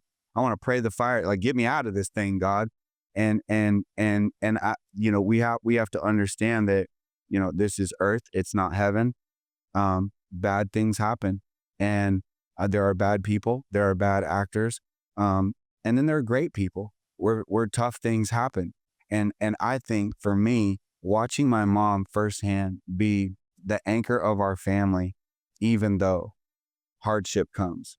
Hardship is going to come, and then you're going to get through it, and then it's going to come again, and then you're going to get through it, and it's going to come again. And instead of asking why, I ask what. Instead of me going, why, God? Why me? Why'd I have, I go, okay, what? Because just like if I give you $1 million and I go, Scott, I want to give you this, but I want you to manage it well. Make it make money. I'm going to give you this $1 million, but put it to work. You have this responsibility of stewarding what I gave you, right? Well, the same is true with God. God gave me a wife. My responsibility is to steward as a husband. He gave me kids. But we always think of stewardship and managing in terms of great stuff, right? But you still got to manage a business even when it's bad. When an employee leaves you and it's your best friend and he's been rocking with you for 8 years, and then he goes off and starts a company just like yours, and then gives you the bird. I'll call it the Christian bird. Yeah, the Christian bird. But you know what I'm saying? Like, and you still have to manage it, right? Bad things are happening, but I still have a responsibility to steward this, right? And I think the same is true with pain, heartbreak, like cancer. Like, dude, my stepdad's got cancer, and they give him 2 to 5 years to live, and it's not looking good. How do we manage that? If you talk to him, his name's Kyle, he'll be like, I'm okay, Trav. I'm okay. I'm loving on the doctors and I'm loving on the nurses and I'm just showing them God's love. And I'm like, that's crazy, dude. That's crazy. And the perspective. Have you ever heard this saying? If you change the way you look at things, the things you look at change. No, I've never heard that, but I like it. I like it a lot. Yeah. Perspective. And I think that's what the Bible does, is it gives you that perspective. Okay, here's one quick story. I'm not trying to be all Bible, but it's what I do. It's the business that I built. The business of the Bible. Amen, bro. You know what I'm saying? But listen to this. So the Apostle Paul, I told you, he went from, non-believer, persecuting, murdering, to preaching Jesus, and the greatest evangelist ever lived. He's preaching Jesus. He goes on these 3 missionary journeys throughout, Scripture. He ends up getting put in prison. He's in prison, chained to a Roman guard for preaching the gospel, right? And in prison, chained to a Roman guard, he writes a book in the Bible that we know today. It's called Philippians, okay? It's a letter that was written to the church of Philippi at the time. So Paul, he ends up being an author of 14 books of our Bible. So 14 of the 66 were written by Paul because he was put in prison. We would not have some of those great words of wisdom today if Paul would have kept running around preaching audibly around the people. And he said in Scripture, he goes, I'm chained in prison, but while I'm here, people are giving their life to Jesus and finding hope. So is it really me in chains, or is it really me being here so that my chains can set people free? Bro, come on. Like, that's good stuff. and any listeners that say, whatever, I still don't believe her, great. I mean, we're all human, man. We can go our own way. There's some crazy stuff in there. A lot of stuff you can pull from that. There's some real stuff. Like, dude, yeah. I'm in chains, but it's actually, I'm in chains to help to set you free. And then so the book of Philippians that I was talking about, it's only 4 chapters long, but you know what it's known as? It's kind of nicknamed as the book of joy. And he's doing it in prison. He's doing it being wrongfully in prison for doing nothing. Like, Yeah. Like, that's pretty cool. There's so much wisdom, though. There's so much wisdom. So I think to the detriment of people when they hear stories, when they try and bring religion into their life, they look at it through the lens of this is only applicable to people that believe. And then they don't understand the actual lessons out of that. But if more people went through life with a mindset like that, like even when the shit is happening to me, there's things that are net positive. Yeah. When I'm dealing with the fire, whether or not it's net positives I can incorporate into my life, because there's always things like that. But there's also things that I'm going through this right now, and that's wisdom that I can teach to other people so they don't have to go through it again. Yeah. That's just a beautiful way to live your life. But people don't listen to that message, and they don't understand that somebody's already sort of put out the playbook for how to do that. Playbook. We were just talking about that very word this morning, the playbook. And it is because and not even just for others, but like I know for me personally, the almost dying, this near-death experience, the miracle of God, the grace of God, like, dude, it changed me. And here's just like one simple way. I have an empathy now that I never knew existed until then. Because before that moment, I felt pretty invincible. Just being honest, I felt invincible. I had no health problems. I'm not on any medication, 0. The Thursday before the stroke, dude, I was going through a life insurance application to update my life insurance. I got an A+ rating. Thursday, 4 days later, I had a stroke. Like, so that I felt invincible. And when I mean God did, like, I'm on no medication today, nothing. I mean, no anything. I know, man, and I'm just saying, like, that's how powerful that is. You should be dead. You should be okay. You said reverse the irreversible. Well, it's like when the doctor tells Natalie the effects of this particular stroke are irreversible. Well, he reversed them. So, my first 2 sermons back after the stroke, My first one was count it all joy. And I preached a whole message. And my second one was he reverses the irreversible. Now think about this, because we're in our own way, man. I think religion, we religious people have given it such a black eye, right? Like, because like, get away from me, like, stop preaching at me, like, don't judge me. We're all defensive, and we are. I mean, I am too. I'm like, dude, get off, like, dude, go easy on me. But like the idea is like Jesus said in John 3:16, for God so loved the world that he gave his one and only son, that whoever believes in him never die, but have eternal life. But at the next verse, he goes, for I did not come into the world to condemn the world. And I think that's where we need to change our kind of our societal disposition on like God. It's like, he loves us, man. He created us. He gave us life. We may not always understand everything. I don't, there's an element of faith. It's belief. It's like, I don't understand it, but you know what? I'm going to step in faith. And so I think God reverses their irreversible. Like, we all talk about generational curses, but like, what about generational blessings? Nobody talks about generational blessings. Well, in my family bloodline, addiction, drugs, alcohol, all like, dude, so much curse. So like, reversing the irreversible is every day I, Travis Hearn, decide I'm not drinking alcohol. I'm reversing the irreversible, because it's been irreversible in my family bloodline. Same with drugs. My mom's sister died of a heroin overdose. Her other younger sister died of drugs. Her only two siblings, my cousin, he died of a heroin. Like, dude, it's crazy. So reversing the irreversible is, listen, you might have gone through something tough. You might have gone through a divorce. And bro, that's like tearing up. That's tough, man. That's hard. It's hard on marriages, hard on him, hard on her, it's hard on kids. But okay. We're through it. We're through it. So we're going to look forward now. And now we're going to learn some things that we maybe didn't know that first go around or that second go around. You know what I'm saying? But like try to get into a state where we just go, man, not only do I believe in the supernatural power that God can reverse the irreversible, but also that we can play a role in that. I'm doing therapy, physical therapy, whatever the role is. Like, man, we all have a part in making this world a better place, not just making money. I think that's part of it. I think that's why believing in something is good, because then you realize that your purpose is not just to suck as much wealth from the world or suck as much energy from the world, is to give back to.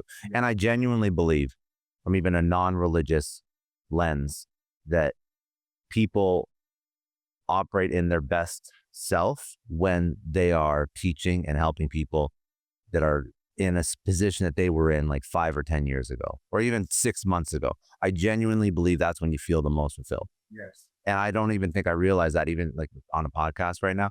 I don't even think I realized that. So I started doing this. And then people started saying, oh, the stuff that you're talking about, the information that you're giving over in the podcast and the content you create is helping me with X, Y, Z in my business and my life. And I'm like, damn, that's like rewarding. Making money. Yeah, never felt that good. Yeah. Because now the money is like, that's cool. But like, there's so much, there's more purpose. It's about the purpose of it. And dude, you're right on with that. I mean, how when you're a kid, it's almost Christmas. It's Christmas Eve, and you're, I can't wait to see what I got. Yeah. When you mature, you're like, I can't wait to give this. Yeah, because you want to see, man, I can't wait to see how my wife reacts, how my kids react. And that's the heart of it, right? It's just like, man, how can I help? Is it a podcast? Is it training? Is it workshops? How can I give what I've been given away? I had this crazy story. I'm on a plane. My best friend's little sister, she was 28 years old, a triathlete, a law student at Gonzaga. She got stomach cancer and 4 months later died. And this was, 15 years ago or something like that, 17 years ago. Devastating. So I get on a plane to fly up to Spokane, Washington. It's like a last minute flight. So, I mean, it's like there's no seats. It's Southwest. It's like, it's hell in the air. And so I'm like, I'm praying. I'm like, God, here's a funny one for you. When you don't get what you pray for, I'm praying, God, I'm crushed, dude. I'm crying. I'm broken. My heart's broken. I'm like this, God, it's South freaking West. I don't want to sit by anybody. I mean, if there's any way, like, could I have an aisle to myself, right? And so I get on this plane. It's, dude, like sardines packed. And I'm like, so I go all the way to the back and there's 3 seats, but it's not, you can't recline. It's the wall. It's the bathroom. It smells like urine. And I'm like, but dude, I'm by myself. Like, God is good. And I'm sitting there and nobody, when you're like, please, nobody else get on the plane. You're like, 1,000%. You know what I'm saying? Yeah, I'm like, God, please, like, nobody else get on the plane. Like, this is exactly what I just want to. And nope, sure enough, the biggest dude, flashiest, flamboyant dude walks onto the plane. He's got his hat on cockeyed. He's got a big gold chain. I mean, he's like, talking to everybody. I am not exaggerating. And he is like flirting with people and chopping it up with dudes. I know there's only 2 seats left on this plane and they're right by me, right? And I'm like, no. Like, this is God's sense of humor. He's up there with Moses, like, watch this. Watch what I do to Travis. And I'm like, no, dude. So he comes and he sits by me. And dude, I got the biggest set of headphones on and my, got, sunglasses. I'm like, just don't talk to me. Don't talk to me. Ignore him. How's that for Pastor Trav? Like, just ignore this human being. And he sits down and he goes, hey, what's your name? Like, really loud, super loud. Like, I felt like the whole plane could hear it, And so, like in sales and stuff, if you do the opposite, hopefully you can kind of pull them down. You know what I'm saying? Right? Yeah, you're trying to. Yeah. So I was like, my name's Travis, And he's like, ask me mine. And I'm like, no, dude, no. And I know. So I go, what's yours? And he goes, crocodile. And I'm like, dear God. And I go, well, nice to meet you, crocodile. And he goes, and ask me why. Oh my God. Yeah. And I go, why? And he goes, because baby boy crocodile gonna make you smile. Like, this is the beginning of the flight. And I'm like, dude, I'm just trying to go support my family, man. Like, we lost our baby girl. And so we talked the whole flight up. Well, it turns out he was, at the time, he was Mike Tyson's trainer. His name's Crocodile. It's Mike Tyson's trainer. He's got a big tattoo of Mike on his arm. It says Team Tyson, and and we're talking, and he's like, man, he said, well, you're a pastor? And I said, yeah. And he's like, oh, mom, anytime I say I'm a pastor, somebody's got to connect life to me. So like, my great grandma, like, she had a Bible. Like, it's like, I'm like, that's cool, man. We're literally the same. Like, bro, are you kidding me right now? And so anyway, great grandma had a Bible. We had a great time, and he said, well, I served some time. I served 20 years. And I go, 20 years? And I'm thinking in my head, like, this dude just somewhere. That's what I think. And I go, 20 years. I go, what'd you do? And he goes, manslaughter. And I was like, oh, yeah, man. But, it was like, man, this dude crossed one of our friends. The girl would, basically beat him. We weren't trying to kill him, but he died. And he's telling me his story. And the whole time I'm like, dude, how selfish am I to go, I just need me. I just want to be by myself. And then there's this man who, like, dude, he just needs some love. He just needs some love, man. So I started expressing love. We're descending. And I finally got Wi-Fi. I'm texting Natalie about and she's like, do not give him your number. She's Googling him, she's like, do not. We land and he's like, Natalie knows what's up, by the way. Oh, she knows what's up. She goes, yeah, Natalie knows what's up. That's been my life. And so I said, okay, babe, we land. And he's like, hey, man, can I get your number? And I'm like, definitely, dude, for sure, but right when we were landing, he was telling me so many stories. And he was saying, man, we were on this private jet. And man, me and Mike and this crew, we were on this jet. And he's like, dude, we had the hors d'oeuvres and, all the food and all the women and blah, blah, blah. And he said, Mike looked at me and I looked at Mike and said, Mike, we're living now, man. We living now. And I said, man, that sounds like some fun times, And I said, the way I see life is, and what I've learned is that true living comes from giving. Not stuff, not jets, not money, that's great. It's a tool.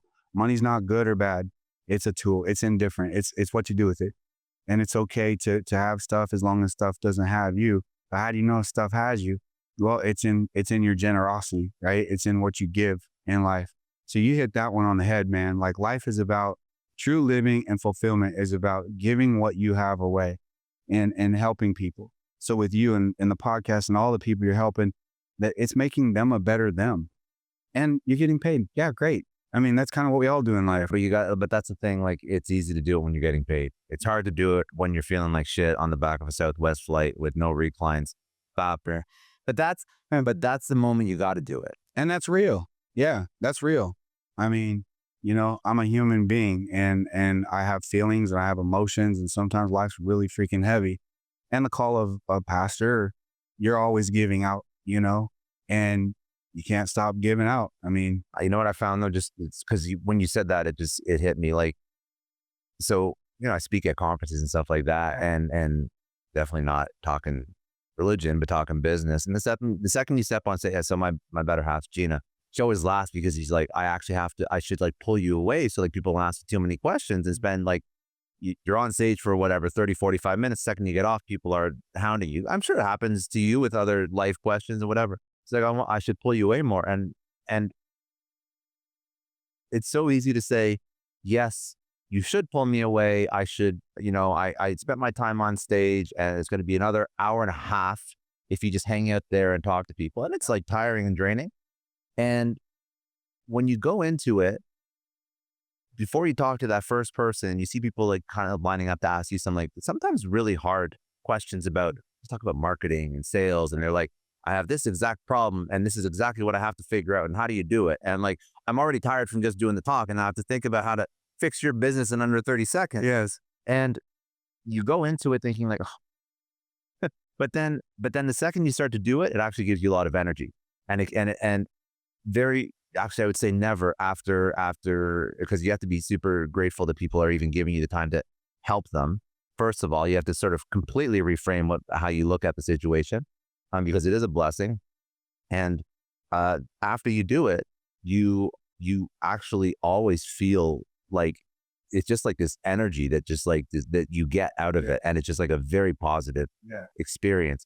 But it's very easy to close off and say, listen, I need to protect my own energy and I have to protect and I think that when you lean into those situations, it just goes to sort of prove that thesis that when you do help out other people, if people give you the opportunity to help them out, like it's what humans are wired to do. I truly believe that. And what a blessing that people see you as somebody that can offer them It's incredible. help. It's incredible. And the selflessness that goes with that. Like for me in Scottsdale, in Arizona, and because of the people that I'm associated with athletes and stuff. Say we're at lunch, and it's a well-known athlete. One time there was a certain athlete, and he's like, PT, more people coming up to you than me. Right. Well, that's my city. That's my city. That's my area. I said, we talked about the difference. I said, what's the difference? Well, the difference is they want an autograph and a picture from you. For me, they want to tell me their life story. You know what I'm saying? And that can get tiring, and you can get to where like, dude, I'm drained. The people part of it is fun. It's rewarding. It's what it's about, but it's tough, man. It's like, dude, I'm going through this. I'm going through that. It's like, okay, you know what? Trying to be available. And I think, one of the things I'm reminded of, I don't, some of your listeners would know this, and probably most wouldn't, but this is a cool thought from the Bible that applies today. Is Jesus finds out his cousin was beheaded. So John the Baptist was beheaded. So it talks about how Jesus went to like withdraw to like just a quiet place, man. He's probably just wanting to get away a little bit. And as he is walking, people start going, there's Jesus, there's Jesus, there's Jesus. And then all of a sudden there's, about 15,000 people that show up. And this is the story where Jesus feeds, the 5,000. In the Bible, they only counted men, but there was women and children. So there's a supernatural feeding of the 5,000. So then it goes all the way into the night, and Jesus goes to his disciples and goes, you guys go ahead and leave, I'll dismiss the crowds. Dude, what?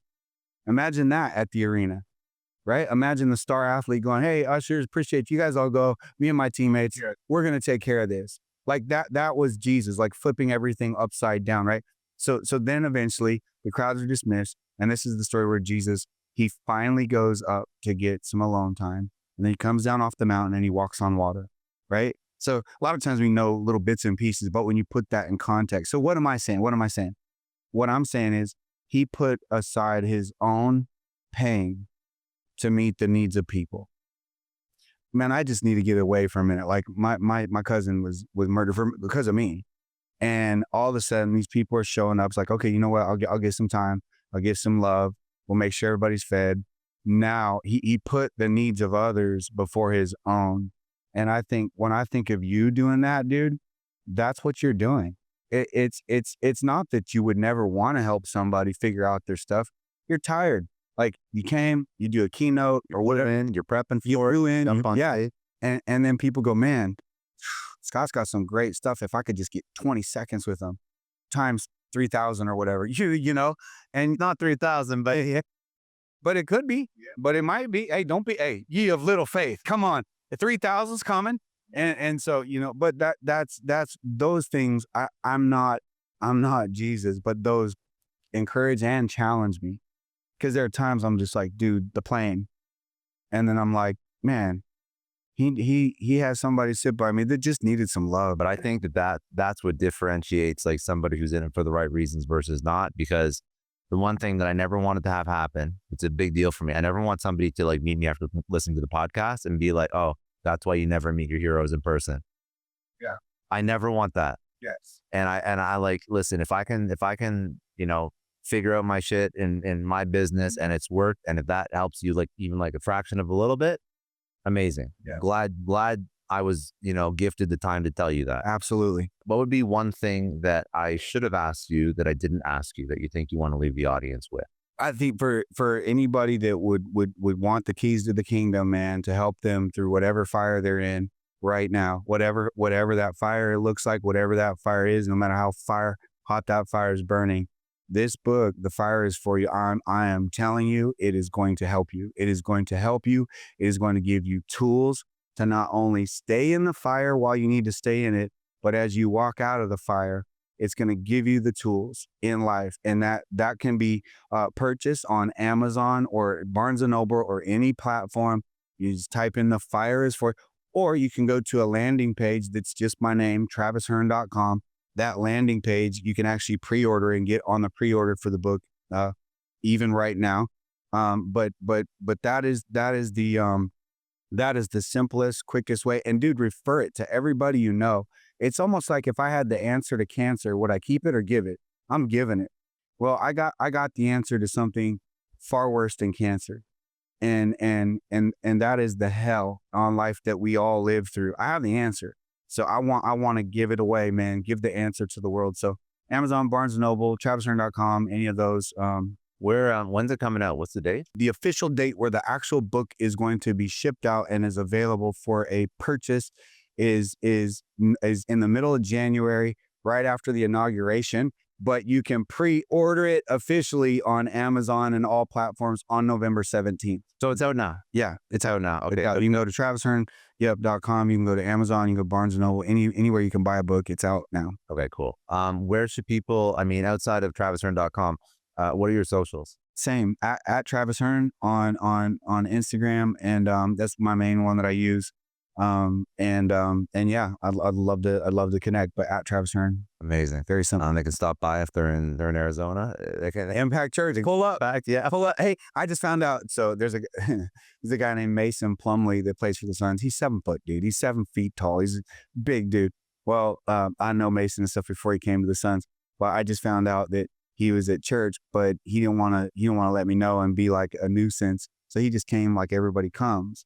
Well, you know, he's got to park in oversized overflow park. He has to go take one of the. He's got to take one of the sprinters. Then he got to jump in a golf cart. The guy, you know, he's like a celebrity. And what we try to do is, because like we have big names that go to our church. I mean, one that I would be okay sharing would be like OBJ. OBJ goes to our church, and he is a friend, and his family goes to our church. And he's like, bro, I'm just thankful that I can go to a church. Because I haven't been able, he's like, I go to Germany and 1,000 people line up and they're like, OBJ. He's like, I can't go anywhere on the planet, right? He goes, but you've created a place where I can go and like a normal human being and just sit and not have to worry about pictures and autographs. So we're very intentional about, especially people have big celebrity. Like you want them to feel like a human, man. Like I should be able to go to church without you asking for a picture for me. It's church. Like it's church. So, but that was funny about Mason. I'm like, I just found that out last night. Like he went to church and he's hanging out. Yeah, a big old 7-footer in a golf cart. Like, well, he probably does stand out a little bit. He's definitely does. The tiny bit. Last thing I like to ask. I mean, you've gone through so many different seasons of your life. You go back and this question has, I think, extra meaning to you in particular because you've gone on record saying that you wouldn't change anything that's happened to you. But if you could go back and tell your whatever 18, 19, 20-year-old self one thing, not to change it, but just to give him some wisdom, what would that thing be? Man, I would say if I were to give myself some form of wisdom, it would be to stay true to who you are forever. Because life has a funny way of hurting you, and then those hurts can change you for the worst. I can go through a relationship problem and now I become resentful. And then if the resent is not dealt with, I become bitter. And if I become, bitter, you're in this ultimate state of brokenness. I think it's hard to stay true to you because half the time we don't even know who we are, but get good people around you, surround yourself with good people, man, that you can ride with, that you can die with, that you believe in, that believe in you. And maybe chart, put a vision board for your life at 18, 19, 15, 14. What's it's going to change because we all know as adults it changes. But man, this is the vision for my life. This is the dream, right? And then keep going back to that board and cut that dream up into bite-sized pieces. Man, I want to be a motivational speaker. Okay, well, how are you going to get there? You're going to go to some training stuff, educational stuff. Maybe go to school for it. I want to go into real estate. Okay, if I'm going into real estate, which I'm not, I'm a pastor, but I'm telling you right now, I'd be an instant gazillionaire because of my network. Life is about who you know, not what you know. I like what, I can't remember. I think it was Mark Cuban. He said, I think it was Mark Cuban. He was interviewed. If you could go back to college again, what would you do differently? And he goes, I'd meet everybody on the college campus, every one of them. I'd meet as many people as I could meet and get to know as many people as I could know because life is about who you know, not what you know, and so the power of connectivity, the power of network relationship, who you're around, man, you're around knuckleheads, dude, you're going to be a knucklehead. And we've all been around knuckleheads and we've all been a knucklehead, but find some people that aren't. And I think the biggest thing for me that changed me, yes, God, but was the new people I surrounded myself. I was raised with my best friends are all elite athletes, right? And good people, good hearts, but still partying, still at that time. Well, I had to get away from that. And so I started hanging around these church nerds. When I mean nerds, dude, they're the nerds of all nerds. They don't play sports. I don't even know if they know what a sport is. They were just stupid nerd, but they were good people. Yeah. And they weren't doing. They were not right people for you. They're the right people for me. Yeah. Yeah. And I think just be intentional about that, man. Networking, surrounding yourself with good people. So have vision. Get yourself some people that can support you with the vision, but also who and just be a friend, man, because life is tough. We're always looking around what's this person doing? What's he want? What's the angle? What's her angle? So surrounding yourself with good people.